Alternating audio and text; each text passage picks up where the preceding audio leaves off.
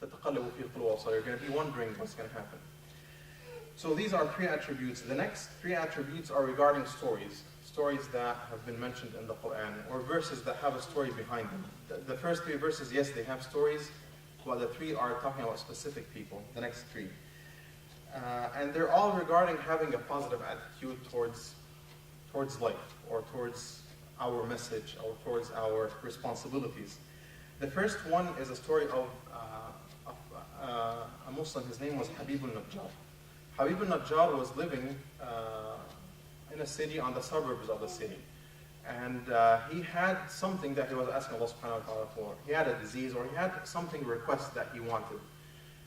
At that point, he didn't know anything about Allah subhanahu wa ta'ala. He was just worshipping idols. And he kept worshipping idols for 70 years. Till came one day, he saw some messengers. Allah subhanahu wa ta'ala sent some messengers to the city. And he saw the messengers, and they talked to him, and they told him, Allah subhanahu wa ta'ala can give you what you're asking for in one day.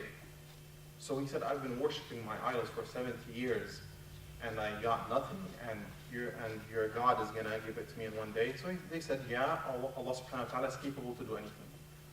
So at the end of the day, he believed. He became a believer. These messengers went down to the city. He was living on the suburbs, and he was very old. So they went down to the city, and in the city, the people they were going to kill the messengers. Like, how dare you ask us to leave our worships, or that.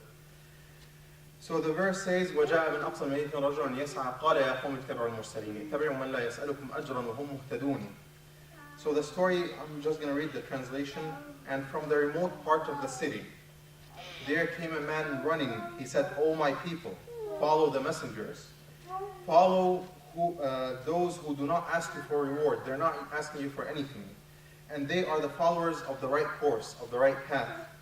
And what reason have I that I should not serve him? Why should I not serve Allah subhanahu wa ta'ala, who brought me into existence? And to him you shall be brought back. One day you'll die, and you will be brought back to Allah subhanahu wa ta'ala. Shall I take other gods beside him? If Allah most gracious should intend some adversity for me, of no use whatever will be their intercession for me, nor can they deliver me. If I worship anyone beside Allah subhanahu wa ta'ala, they can do me no good or harm. If Allah subhanahu wa ta'ala is going to harm me, they cannot stop them. And if Allah subhanahu wa ta'ala is going to send me to the heaven, I will go to the heaven. In that case, I shall most surely be in clear error if I worship anyone besides Allah subhanahu wa ta'ala.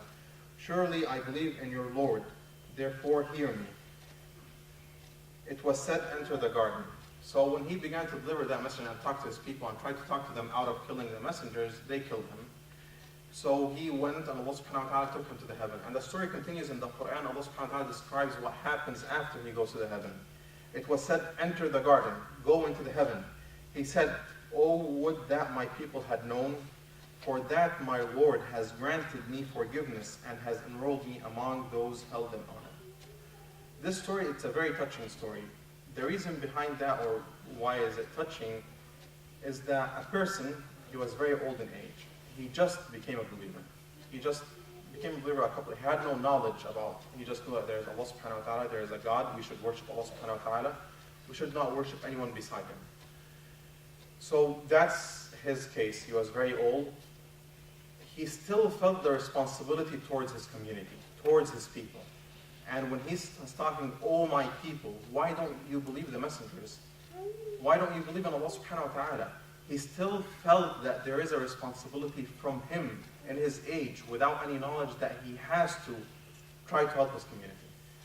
And the more surprising thing is, even after they killed him, what was his wish after he died?